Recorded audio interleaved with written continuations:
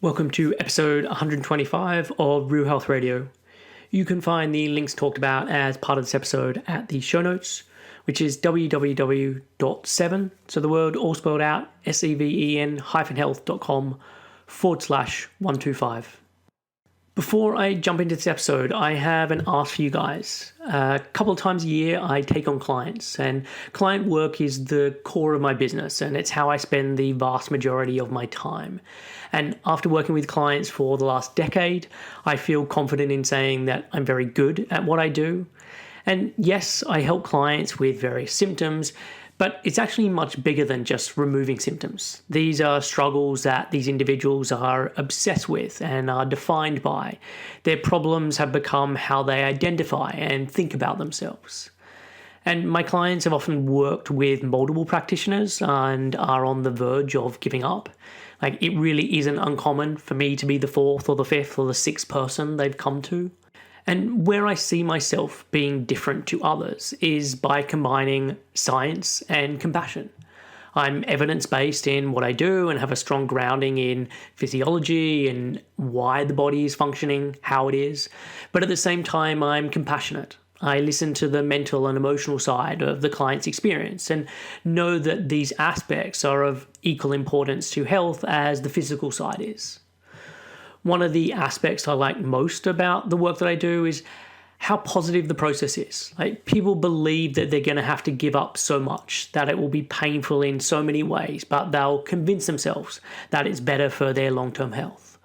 But what they find is that the changes actually add to the quality of their life.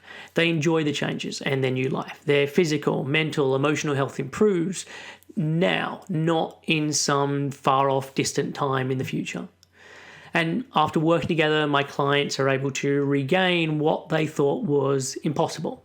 So having their periods again, conceiving, feeling energized, purposeful, alive, walking by a mirror without the dread of seeing their own reflection. I put out so much free material. So the podcast is free, the blog posts are free, and while I stand by this free material that I put out, it is much more general. You have to discern what is and isn't relevant for you. But when we are working together, I'm the one who can sort through this and can show you what is important, what's the low-hanging fruit, and what are the levers that are going to make the biggest difference. So if you want this kind of precision in helping you recover your health, now is the chance to work with me. If you're interested in finding out more, you can head over to my site, www.7-health.com/help, so HELP, and there you can find out about how I work with clients, and you can also apply for the free initial chat. Welcome to Real Health Radio. Health advice that's more than just about how you look. And here's your host, Chris Sandel.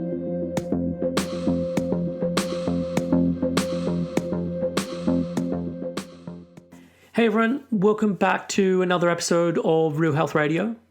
So this week it is another guest interview, and this time I'm speaking to Emma Louise Pudge. So Emma is an eating disorder researcher and an activist and a master's student at the University College London, so UCL, in Health Humanities. Emma researches eating disorders from a feminist, sociocultural, and social justice orientated perspective, and she's particularly interested in exploring how biological, psychological, environmental, and sociocultural factors interact and intersect to uniquely shape people's experiences of the world, their bodies, and their interactions with food. So Emma's interest in eating disorders is at once academic and personal, as she was personally affected by anorexia as a teenager, and her experiences of receiving inpatient treatment and navigating recovery have informed and motivated her work in the area. Emma is ambitious about creating change in the field of eating disorder treatment and research, and hopes to undertake a PhD and pursue an academic career whilst also engaging in eating disorder advocacy and activism. So I first became aware of Emma about 6 or 9 months ago. I'm a member of a Facebook group called the UK Non-Diet Professionals. It's a group set up by Laura Thomas, who I've had on the show before. And Emma is fairly active in that group, and I was always impressed with what she had to say and the content that she was sharing there. So I've started listening to at least one podcast based on her recommendations and have read through many scientific papers that she's posted there. I then became aware that she was writing her own papers and went to her academia page where she hosts all of them and read through them all. And I liked what she had to say, and so I reached out and asked her to come on the show. So as part of this episode, we principally focus on anorexia, looking at what it is and what causes it. And these aren't straightforward questions, aren't questions with straightforward answers. And this is really the bulk of what our discussion is about. And we use a paper that Emma had written on the topic as a springboard for our discussion. And like I do with all of my guests as part of this show, we talk about Emma's background and her story and how this has impacted on her life, but also the work that she does. And I really enjoyed this discussion. Emma is only 22, and this is the first podcast that she's ever done, although you wouldn't know it. She's smart, she's well-spoken, and despite her age, is very knowledgeable about eating disorders, particularly anorexia. So with that intro out of the way, here is my conversation with Emma Louise Pudge. Hey Emma, thanks for joining me on the show today. I'm excited we're finally getting a chance to chat. Thank you. It's really a pleasure to be here. So today we're going to speak mostly about anorexia. I'm sure that we're going to stumble onto other topics as well, but anorexia is the main focus. And you've written a number of papers on the topic, but you've written one recently that we're going to use as the backbone or the launch pad for today's discussion. But I guess a good place to start is with you. Are you able to give listeners a bit of background on yourself, on your training, and how you spend your day-to-day? Sure. So as you said, my name is Emma Louise Pudge, or online people might know me as @TakeOnEDs on Twitter or @EmmaHitsTheSpot on Instagram. And I'm 22 years old. I live in the UK, and I'm currently a master's student at University College London, UCL, in the Department of Health Humanities. And my research focuses on eating disorders and mostly anorexia, as we'll cover today. But I do kind of go back and forth between talking about anorexia and eating disorders more broadly, because I'm kind of aware of how anorexia is sort of prioritized within the field of eating disorders research. And I do want to sort of expand the conversation outwards and make it a bit more inclusive. But in terms of my academic background, I did my undergrad at the University of Exeter in English literature with study in North America. And this gave me the opportunity to spend a year out in Canada at the University of Victoria on Vancouver Island. And I know it's kind of a huge cliche to say that you sort of go abroad and you find yourself, but in many ways that year was pretty life-changing, and mostly because I had done my first year in English literature. Yep. And then went away to Canada, where it's much more of a liberal arts type setup. And I began taking courses in gender studies and sociology. And it was there that I sort of really found my feminism, really found myself in a strongly feminist and kind of politically and socially conscious academic community. And it was there that I sort of had the opportunity to start writing on eating disorders as something that the department recognised straddled kind of all aspects of gendered and social life. And as I'm sure we'll go on to touch it had affected me personally and was something that I was really keen to pursue. And when I came back to the UK for my final year, I'd already kind of established quite a strong trajectory for my work writing on eating disorders during that year abroad. And I continued this with my dissertation, which was called Uncovering Subjectivity in Anorexia, an autoethnography of inpatient treatment.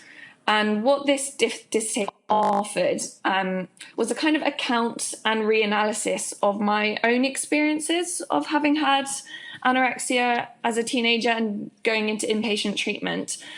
And it was through sort of reclaiming and rereading the extensive medical notes that were taken about me during my treatment, and really using this as a launch pad for my research and to think more carefully about what it means to be someone in treatment and how we divide the role between patient and researcher, that I sort of began to pull together parts of my personal and academic life and sort of carve myself out a place in this field, which is what led me to do my master's in Health Humanities at UCL.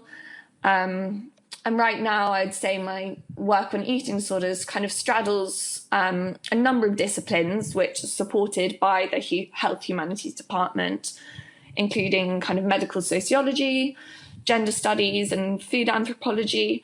So really, it's a very interdisciplinary perspective that I take on eating disorders, and one that I've kind of developed through partaking in all these different kind of academic spaces and personal life experiences relating to eating disorders. So that's a really good starting place, and you've given me some ideas of things I want to dig into. So you mentioned about having that year away and going to Canada, and I guess I do, and maybe others have a view of Canada as being quite a liberal and progressive place, and I think you even mentioned that. Do you think that was a big part of it, or you think you would have found yourself into this place really no matter where you went on that 1 year gap, just because of the self-development aspect of it? I think there is definitely a huge self-development aspect, and I'd always had a kind of innate drive to do something in my life to relating to eating disorders. But I was kind of indoctrinated in that very narrow framework of thinking the people who work with eating disorders are medically trained. They're doctors, or they'll be psychologists, psychiatrists, etc. And that wasn't my academic background. And so I didn't really see a place for me to engage academically with eating disorders. I didn't have that science background, and I was working within kind of humanities and social sciences. But it was through that kind of infusion of social justice and feminist perspectives into the subjects that I took out in Canada, but also just, I think, the culture at large that really allowed me to position eating disorders as something that wasn't limited to a medical sphere, something that couldn't be understood in purely biological terms. And that's really warranted exploration from these different angles. And I think that was supported quite specifically by this culture that was, at least where I was very attuned to issues of social justice and gender inequality and food sustainability as well, because that's one of the unique things about being on an island like University of Victoria, is that the food system is very much something that they have to consider. And I think that just allowed me to really begin to think about how do these larger structures impact our food environment? How do our sociocultural messages impact how we engage with this food environment? And where does this fit in relation to our own attitudes, beliefs and behaviours around food, and how that might impact on our physical and mental health? And so with you, I mean, you've alluded to the fact that you've had an eating disorder yourself, but what was it like growing up in your household as far as food was concerned? Yes, so despite going on to develop anorexia, I think looking back, I was exceptionally lucky to have grown up in households with almost entirely positive experiences around food and really vivid memories of food growing up that surround kind of pleasure, travel, exploration. And importantly, I think it's really important that I acknowledge how both thin privilege and socioeconomic privilege shaped these experiences, because undoubtedly the fact that all of my family are kind of constitutionally slim, We've always had access to opportunities to engage in physical activity and access good healthcare, and had a wide range of food on offer. It was always plentiful. It was never restricted from like a financial perspective, etc. That these aspects of my familial environment really kind of should have offered me protection against eating disorder risk factors. And I think that will become interesting in light of the conversation we go on to have, because it could seem surprising to some people that despite having this kind of very positive food environment, I nonetheless went on to develop anorexia. And some people will take that as evidence that families and the environment play no role at all in the development of eating disorders. But actually, I think it's a provocation to think more deeply about what we're really talking about when we say the family or the environment have a role, and to really kind of recognize the interaction between these and a whole host of other factors that kind of include genetic, temperamental, developmental, sociocultural variables or vulnerabilities, so that even in the absence of one risk factor or even in the presence of another, there are things that buffer or protect us against developing eating disorders, but none of them are determinate. And that's why people like myself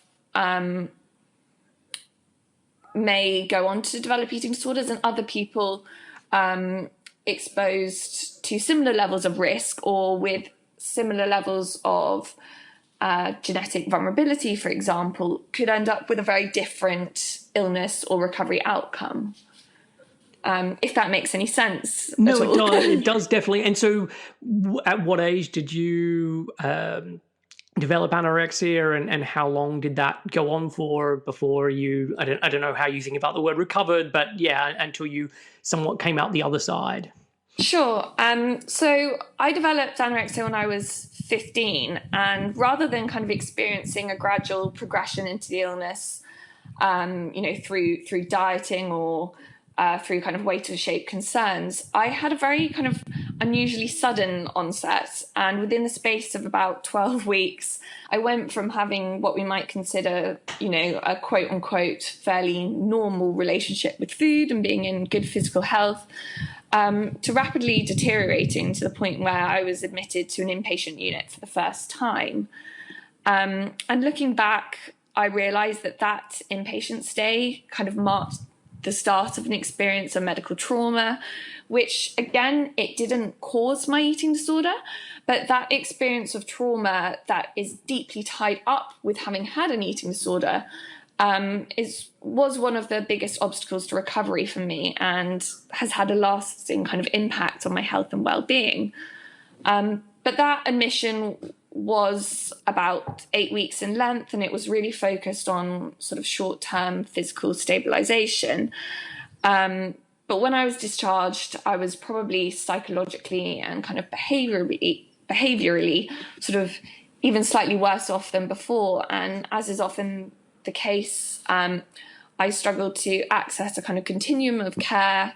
And so I kind of deteriorated once again, had quite a severe relapse, and several months later was admitted to a different specialist eating disorders unit, this time for a longer admission of about 6 months, which did take me to a point of full physical recovery.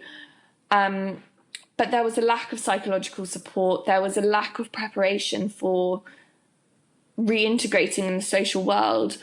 And the experience itself was traumatic. And so I came out of that.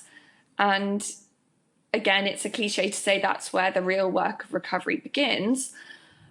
But it really opened my eyes to the fact that there is a lot missing from mainstream treatment, that medical treatment certainly plays a role in instigating recovery or in resolving certain symptoms.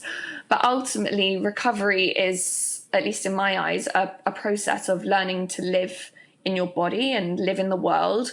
And that's not that's not what treatment typically equips us with. And so, yeah, I think it's been in the months and years since then, as I've matured, as I've established new ways of living and being in my body and ways of going about my life, that recovery is a kind of ongoing and embodied experience for me of living a life that isn't dictated by, eating disorder symptoms, behaviours, and everything that comes along with that.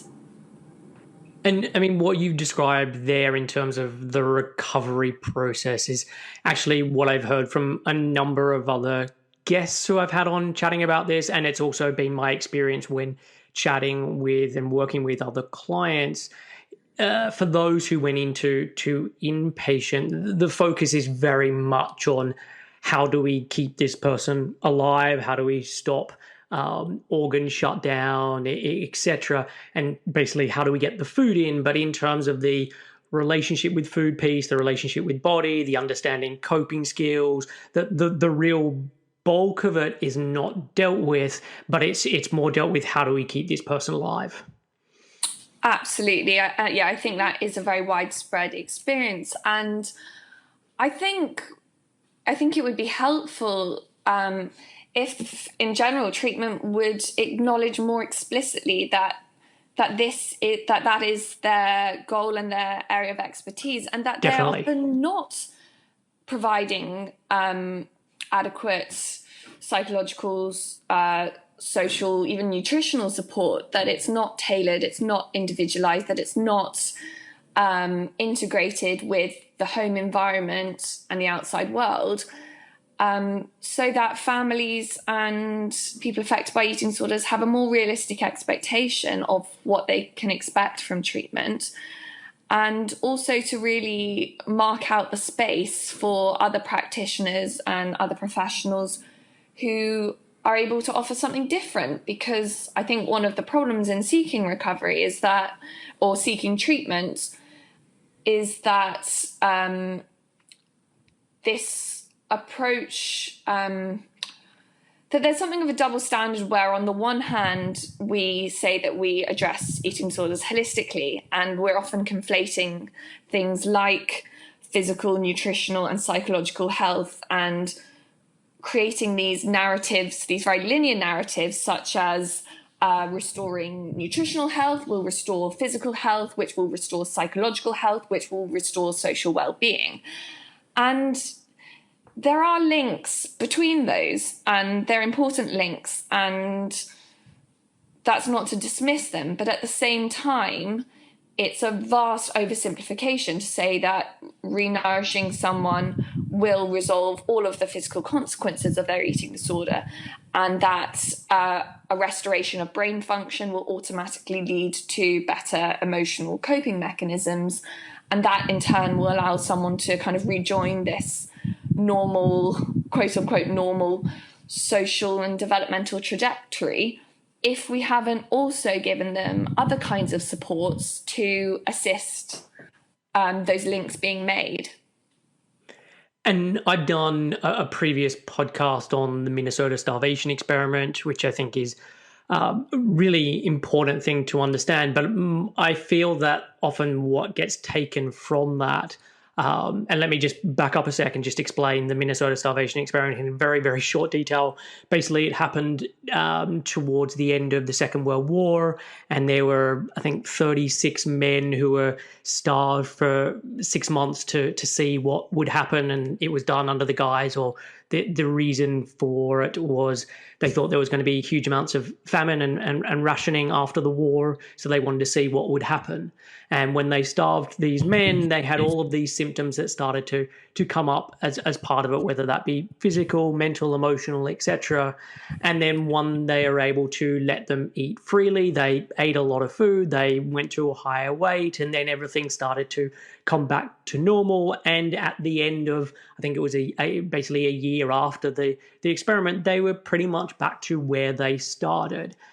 And I think that's often used as the basis for, well, if we can just get people to eat that's then going to have the knock-on effect in terms of the physical, that knocks onto the mind, etc., as you explained. But the difference is those men all came in being psychologically sound in mind and didn't have the issues around body image, etc., that someone with an eating disorder often has. And so I think there's a lot more baggage that is there for someone with eating disorders that's not there for those men. And I know I'm making some big generalizations here, but that's where I think that often falls down when people use that piece of evidence as like the sole thing driving their understanding of how recovery works. Absolutely, and I think it speaks to a larger problem with how we interpret and generalize research findings in general, because these studies aren't representative of the lives of many of the people who are presenting in clinical practice. Yeah. They're not illustrative of the social world as it unfolds at this particular moment, at this particular time, with influences that are specific to this week, this month, this year. And I think, and those studies are looking at specific variables, which, yes, may show meaningful changes, but we need to contextualize and situate those variables within the broader context of someone's life, and also think about whether they apply to the specific individual we're talking about. Because again, those men are not, they're not women. Yep. They're not, like you said, they didn't have psychological comorbidities going into the starvation experiment. The setup was very artificial. It was very carefully controlled, even though there are some problems that I'm sure, people can read about elsewhere if they're interested in the study. But again, I think it's this, science reporting, the interpretation of data, those are very real problems that affect how we think about any scientific phenomena, and in particular eating disorders and eating disorder recovery in this conversation. And those have to be part of the conversation. We can't ignore the effect that media reporting, science reporting, the translation of research into clinical practice has when it ripples out into popular opinion of what eating disorders are, what causes eating disorders, and, what leads to recovery. Those things are all part of the conversation. They're all part of the landscape, really.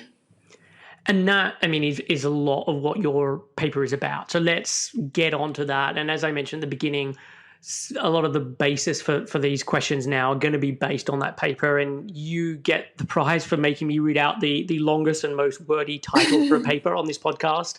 Thank you. It's called Theorizing Anorexia Nervosa as Biopsychosocial Entanglement, Rereading Neurobiological and Genetic Research on Anorexia Nervosa through Karen Barra's Onto-Epistemological Framework.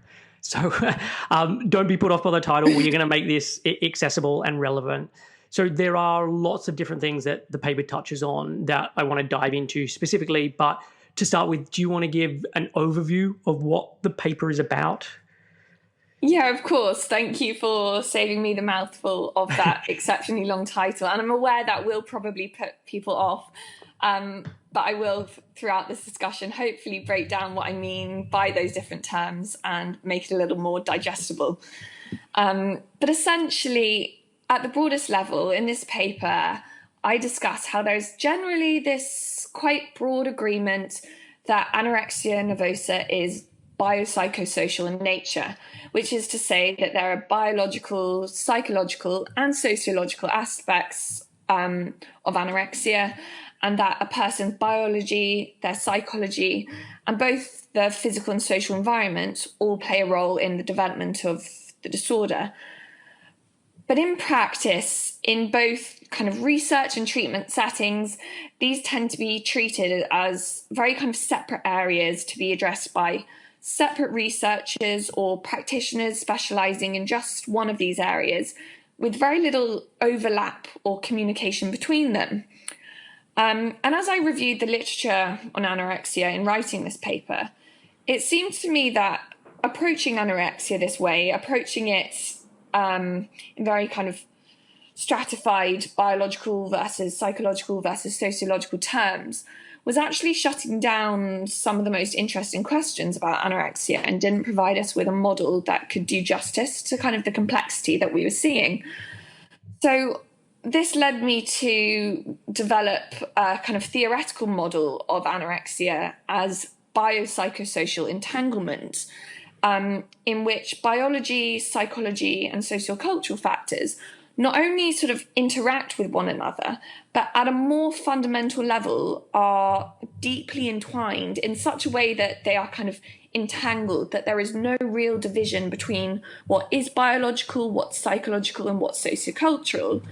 Instead, I kind of argue that these are distinctions that we make, that these are kind of rhetorical distinctions as much as anything. And I challenge this in my paper by rereading some of the neuroscience and genetics research through this lens of entanglement, because I really believe that it offers us a more kind of empirically and theoretically accurate model of anorexia, and one that's more likely to kind of be clinically effective and therapeutically useful and resonate with people's lived experience of anorexia, in which we don't experience kind of the mind, the body, and the world separately. But there's also kind of another layer to my argument, which is that this model of entanglement, of things that we usually think of as separate actually being kind of bound together, also applies at a more abstract level to the relationship between our beliefs about what anorexia really is, what causes anorexia, and the knowledge-making practices that inform these beliefs. And so we need to think more carefully about how our understanding of what anorexia is shapes how we think about what causes anorexia. And this in turn drives the kind of research we're doing, and the questions we seek to answer in a fairly kind of self-sustaining cycle. So really this model of entanglement works to describe both anorexia itself and the intellectual landscape that shapes the conversation about anorexia. So there's a number of terms that you use throughout this paper that would be useful for you to define. And some of them you've already touched on, so I'm going to leave them to the side. But you talk about ontology, epistemology, and etiology, which listeners might not be familiar with those terms. So could you explain what they are and the importance that they hold to your argument? Yeah, so I mean, just to briefly recap, with the two before of biopsychosocial and entanglement, with biopsychosocial, we're obviously talking about biology, psychology, and sociology, or kind of sociocultural factors. And then with this term entanglement, as I've introduced, it's a descriptive term to describe the kind of set of relationships as a tangle, as a kind of knotted entity. But in my paper, my use of entanglement does draw very specifically on the work of feminist philosopher, physicist Karen Barad, who uses the example of quantum entanglement to develop a theory that describes the relationships between scientific facts and how we come to accept those things as fact. And quantum entanglement, it comes from the realm of physics.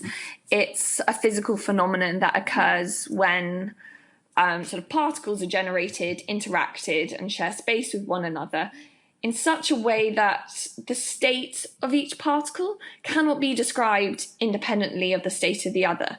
So they really are, at a very fundamental level, inextricably tied up with our process of measuring them. And so this distinction that I'm making between what things really are and how we come to know about them is this distinction between ontology and epistemology.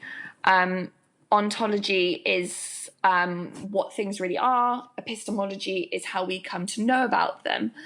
And Karen Barad creates a framework of ontoepistemology that really denies any separation between them and suggests that whenever we investigate the nature of things, we simultaneously need to be asking how and why we come to see them that way.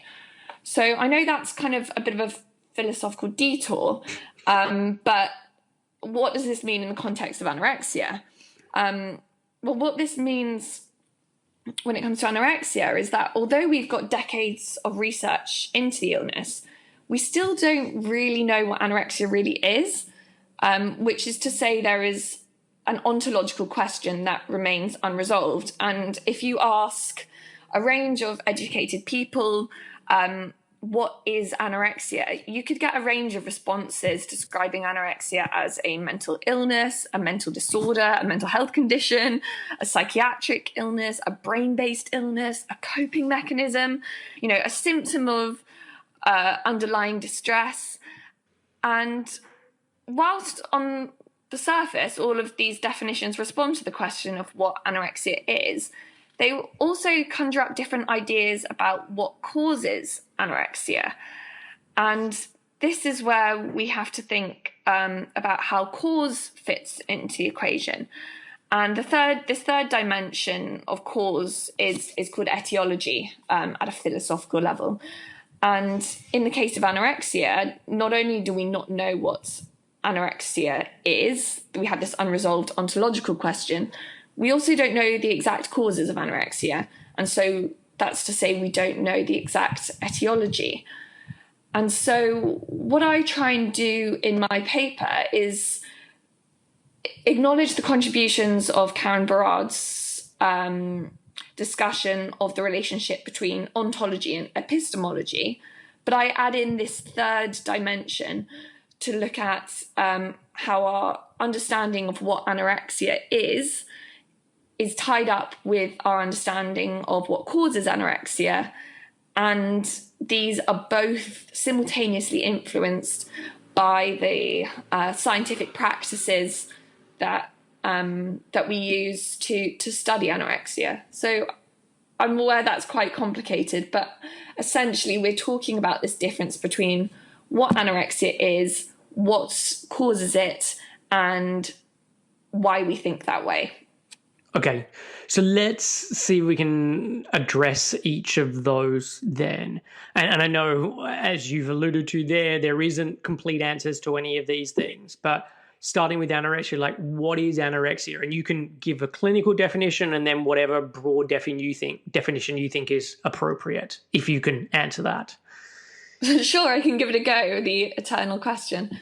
So, I mean, if we take the latest edition of the Diagnostic and Statistical Manual of Mental Disorders, the DSM-5, for example, they include anorexia under a category of feeding and eating disorders and set out three main criteria.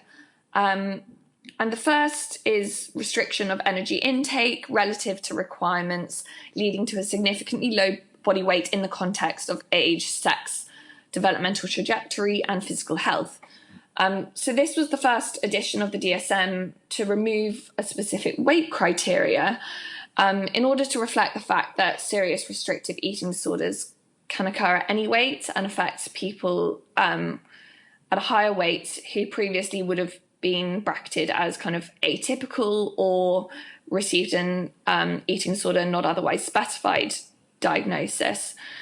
And this is a really important point because, as I said, people at higher weights often experience equally, or if not more, if not higher, levels of distress, symptom severity. They're medically compromised. And so weight just isn't an accurate gauge of the severity of an eating disorder.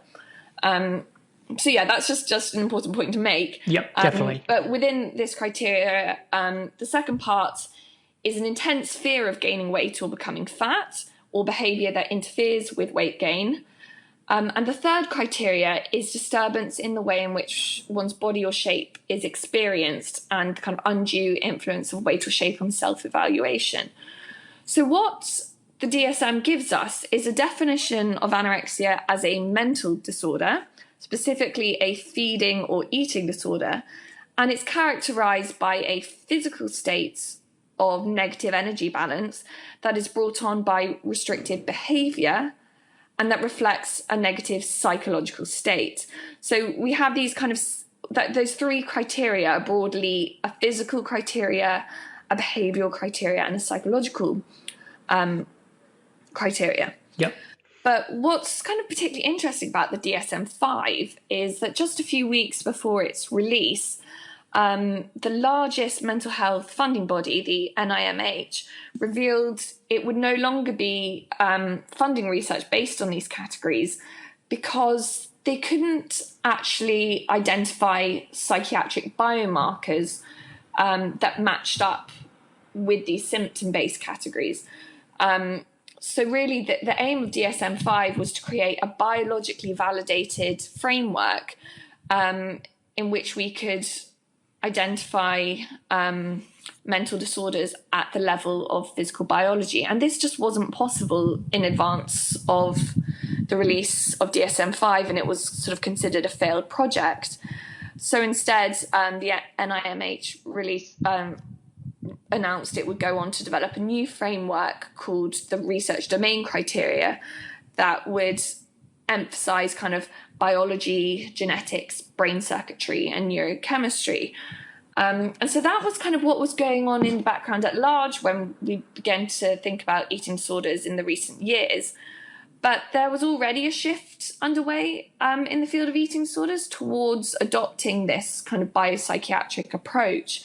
When the Academy of Eating Disorders published a position paper in 2009 in which they defined eating disorders as biologically based serious mental illnesses, BBMI, according to a definition of BBMI as a condition that current medical science affirms is caused by a neurological disorder of the brain.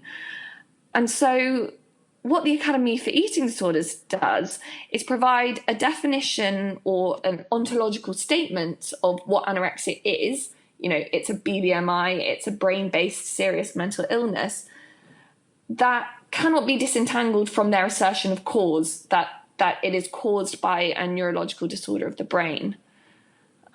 So that's kind of where we're at with a definition of what anorexia is according to the Academy for Eating Disorders. They're defining it in very narrowly kind of biopsychiatric or neurobiological terms. And with this, there's a big distinction between the brain and the mind. And are you able to just explain what that difference is? Because I do think it's relevant here.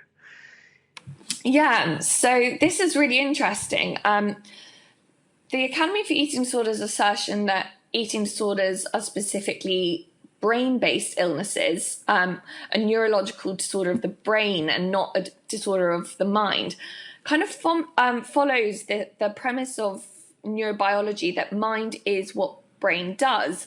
And what that means is that if we want to understand the mind, if we want to understand aspects of mental life, we need to look to neuroscience for the answers.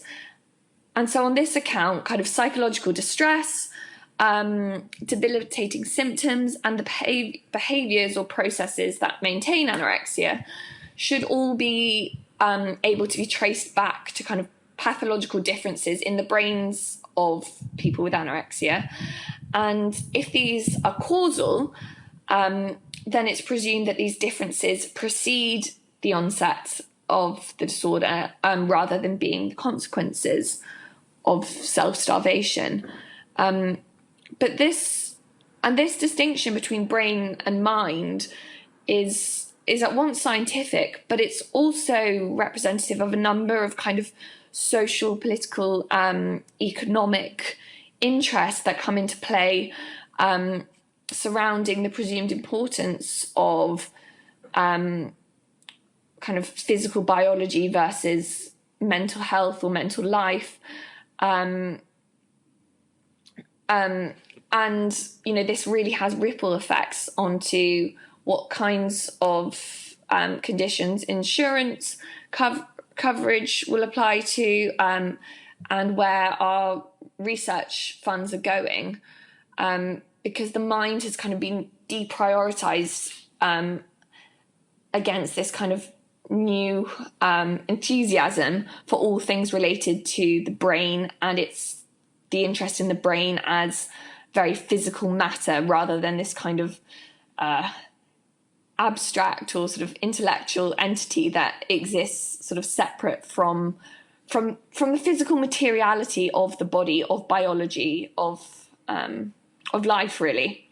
And you pointed this out in the paper, which I found really interesting, that over the last decade, funding for brain studies had been the most generously supported, and spending in that area continues to increase, whereas for basically every other possible cause, funding has gone from very small amounts to almost drying up.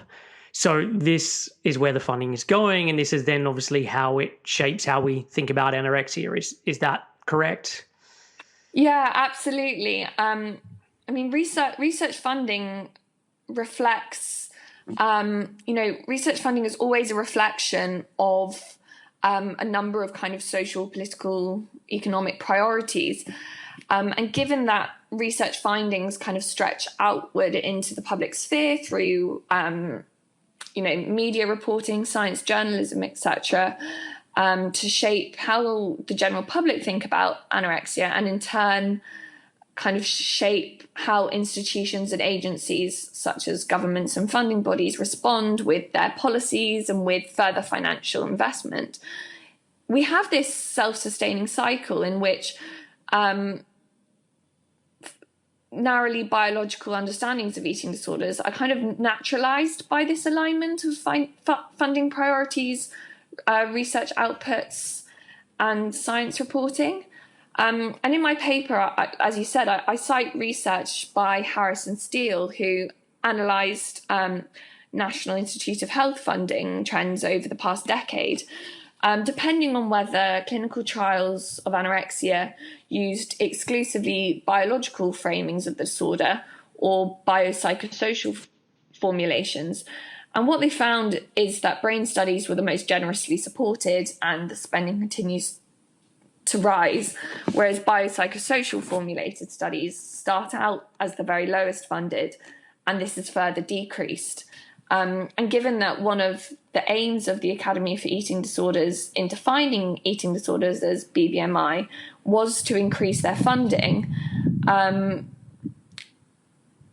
their commitment to framing eating disorders as BBMI, even in the absence of, really reliable or really uncontroversial evidence that would validate this model, has to be understood in this kind of social political context, because there are very real kind of social and political motivations for framing eating disorders this way, even if the science hasn't yet progressed to a stage where it is entirely valid. But I realise I haven't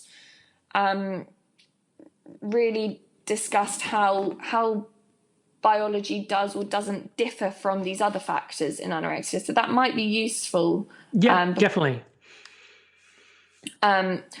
Because I think the biological basis of eating disorders takes for granted a lot of assumptions about, or it makes a lot of very kind of bold claims about what we know about the biology of eating disorders.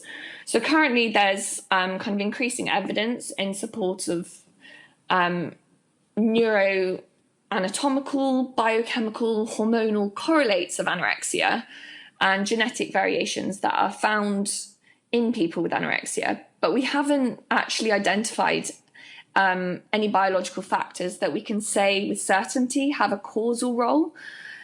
And this is really important because correlation doesn't equal causation, as kind of the saying goes.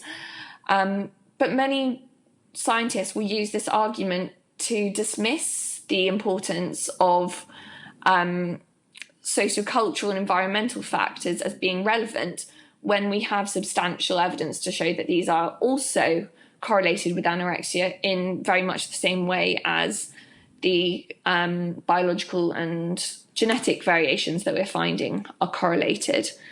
And what's more, kind of in general, we've seen a shift away from thinking about the cause of a disorder as the thing that brings about the outcome. And this shift has gone from looking for cause towards looking at risk factors and vulnerability. But there's, again, a bit of a double standard playing out because whilst many neuroscience and genetics researchers will sort of recognize that biological, psychological, environmental, and sociocultural factors are all implicated in the development of the disorder, they kind of continue to give precedence to genes and biology as the kind of core causal factors, whereas the environment is given a more kind of limited role as a trigger, which is kind of contained in statements such as genes load the gun, environment pulls the trigger. And the assumption, again, is that decoding the biology of anorexia will enable us to develop these really targeted, effective, individualized treatments. But even if a kind of biological formulation is proven to be completely valid, which currently it's not, it doesn't necessarily follow that this is going to be the most appropriate site of intervention. And I think a lot of this comes down to a really artificial division that we're drawing between what is biological versus what is sociocultural or environmental, because ultimately all aspects of the social world, all aspects of life experience, everything from kind of physical and psychological stresses to, experiences of stigmatization are registered in the body at a physical level, because that is what it is to be an embodied being, to be a biological organism living in the world. Our brains and our biology are kind of situated and sustained in this environment. So these nature versus nurture dichotomies really aren't helping us actually carve nature at its joints, as many of the kind of geneticists will be keen to argue. And I actually did a whole podcast roundtable on genetics and talking about really how little we know at this stage.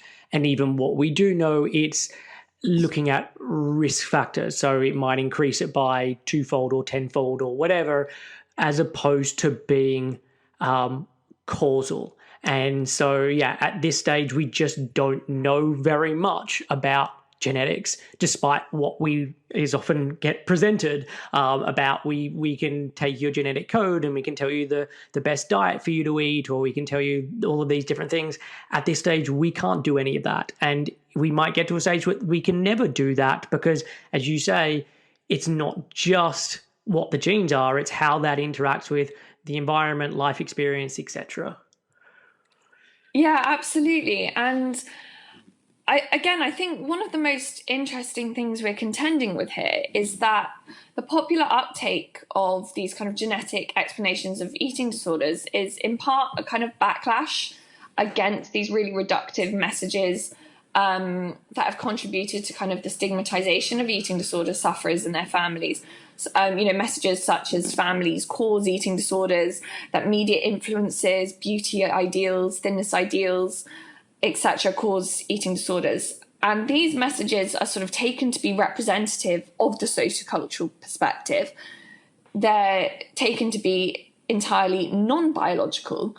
But actually, first of all, these messages are generally not coming from sociocultural researchers themselves, but are instead coming from journalists and science reporters who are equally likely to misrepresent the findings of either sociocultural or biological research by assigning a causal role to these variables that actually we can only demonstrate are correlated as risk factors. Yeah.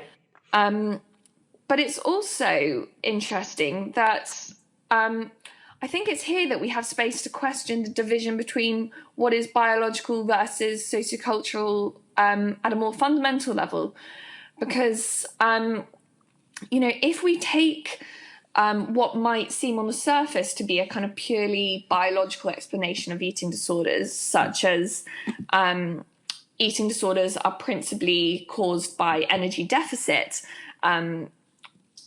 that cannot be disentangled from the sociocultural, family, and environmental context that would lead someone to enter a state of energy deficit in the first place, whether or not that energy deficit was intentionally sought out through dieting, for example, or the inadvertent effects of low energy availability whilst engaged in competitive sport, or during a period of illness, or experiencing kind of poverty and food insecurity. So whilst the biological reality of energy deficit is very real, it may have a genetic basis as to who is more likely to fall into energy deficit and for whom this will cause a problem. If we want to reduce the likelihood of people entering energy deficit, if we believe that this is the mechanism that causes eating disorders, it's likely that the most appropriate level of intervention is not going to be in identifying people with this particular vulnerability. It's going to be in intervening at the level of the environment by reducing media exposure to kind of messages that encourage restrictive diets or unhealthy exercise habits, by reducing kind of weight bias and the prescription of diets by doctors, empowering parents to promote body acceptance, intuitive eating, and ensuring, that schools and athletic contexts are set up in ways that allow people to nourish their bodies, and that, food is accessible for people across the socioeconomic spectrum. There are endless ways that we can intervene in the social environment to reduce the dangers that are posed by, a biological risk factor such as energy deficit. Not just for the individuals who are at highest risk, but for everyone who is harmed to a greater or lesser extent by these kind of social injustices. So I think it's there that we really lose a meaningful distinction between what is biological versus what is sociocultural, and the appropriateness of intervening in either of those. And so you touched on a number of different vulnerabilities or risk factors as part of that. Are there others that you think you want to mention? I think in my paper, I draw quite a lot on research by Cynthia Bulick, who looks at the perpetuation of anorexia across generations, because, one of the main arguments that emerges surrounding the kind of genetic basis of anorexia is this link to heritability, and that genetics is what causes its perpetuation within families, rather than there being a kind of emotional or psychological dynamic to the family itself that's to blame. If there is a perpetuation across generations, it's presumed to be strictly biological in nature. And, this is very well intentioned, and it's designed to kind of reduce harmful parent blaming, which has a long and sort of dark history, and, really has no place in building kind of supportive recovery environments. Yeah. But when we look very closely at the data surrounding the perpetuation of anorexia across generations, we see, for example, that factors such as maternal undernutrition result in epigenetic changes. These are changes that occur between the genome and the environment. We see that sort of epigenetic expression in the fetus is in response to a state of maternal undernutrition. And when we think about what maternal undernutrition is, it becomes quite ambiguous whether this is a purely physiological state or whether this is an environmental state, because it's likely that a mother who falls, or a pregnant mother who is in a state of low energy availability has probably got a kind of a social or psychological motivation for being in that state. There is a reason why she is restricting her food intake. And that child is not only being exposed that neonate is not only being exposed to the risk factors of maternal or kind of neonatal undernutrition when in the womb.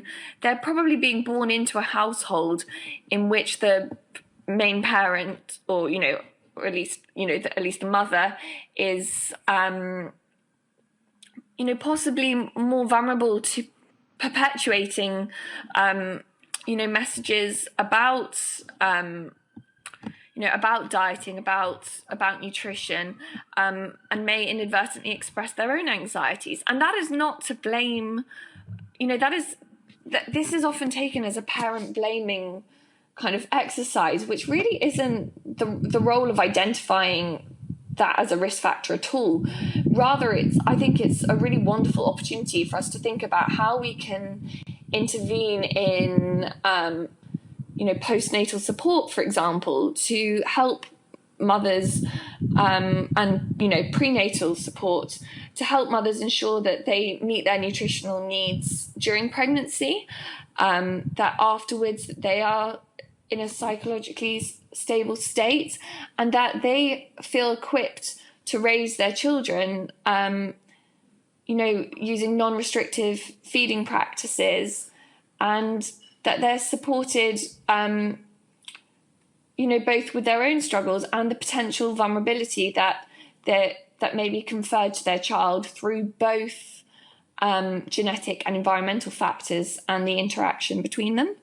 So, I think we really need to be moving beyond this strictly kind of biological versus environmental division, and think about biopsychosocial approaches that are likely to intervene at a biological, psychological, and social level, both individually and collectively.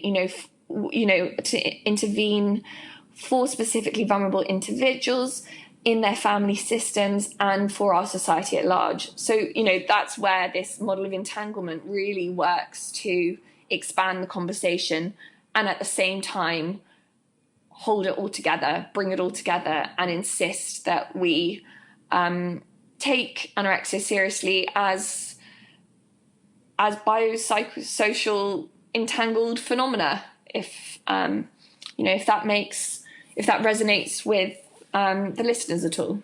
Yeah, and one of the things we're talking about there that I started thinking of is I've done a podcast before on cognitive dietary restraint, and I'm working on another one on the topic, and basically it looks at how the desire to restrict your food, whether or not actually that happens, has an impact on the body's physiology. So it has an impact on a woman's cycle. It has an impact on their ability to think, etc. And it's not just coming from the restriction of calories, so being in an energy deficit, because it happens whether someone actually fulfills that energy deficit or they don't.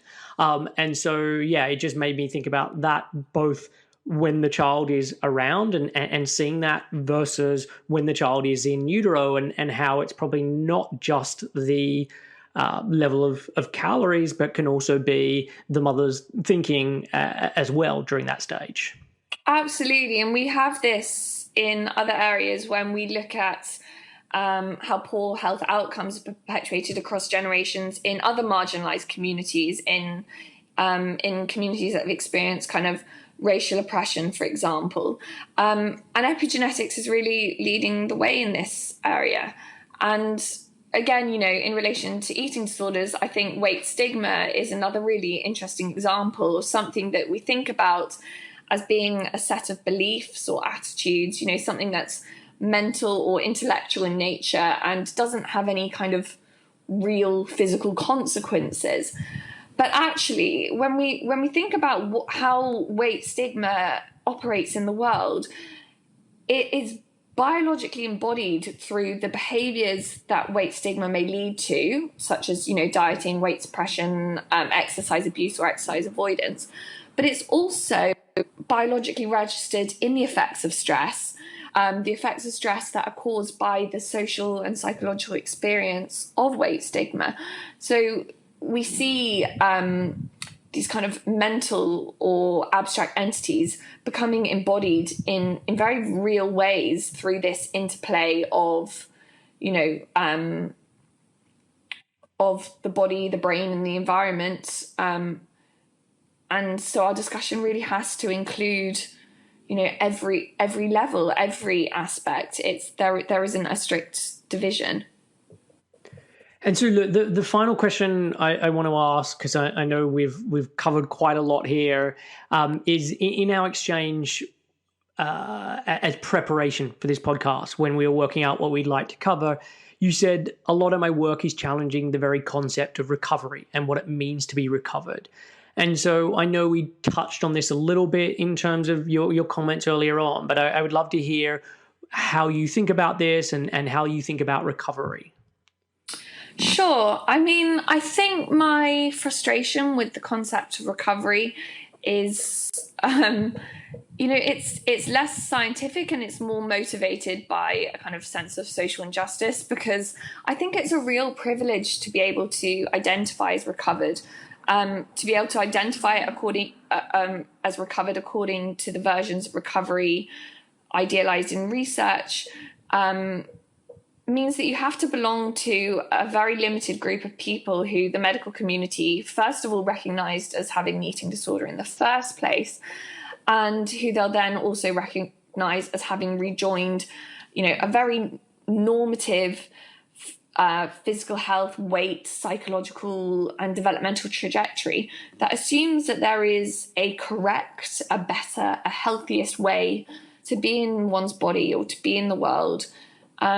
And then also the versions of recovery idealized by recovery communities, although they're often used to kind of inspire people's recovery and create a really hopeful image of recovery.